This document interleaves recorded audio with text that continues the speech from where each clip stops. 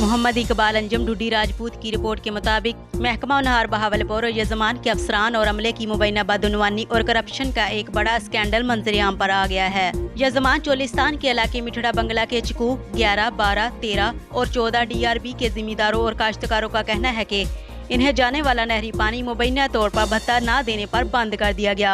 काश्तकारों के मुताबिक पानी बंद होने की वजह से फसलें सूख गई, जमीनें बंजर होने लगी, जबकि मीठे पानी के खत्म होने से जेर जमीन पानी भी कड़वा और आलूदा हो गया।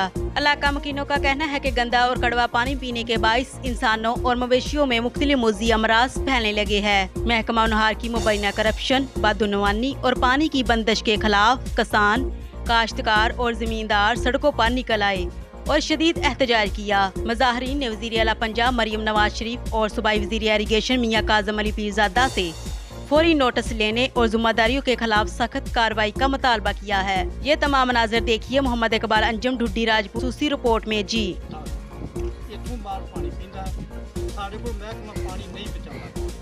अगर पैसे इकट्ठे करके दो तो फिर पानी आ जाएगा, लेकिन असी पिछू दईए साढ़े खाने नहीं फसलों साड़ियाँ इतने कोई माल मरते हैं, बड़े मरते हैं, माल नहीं आते बड़े सामने आ सारे एक नलके मार सानू पानी चाहिए, साड़ी मरियम वास्ते आवाज़ चाहिए कि सामने से पानी पहुँचाया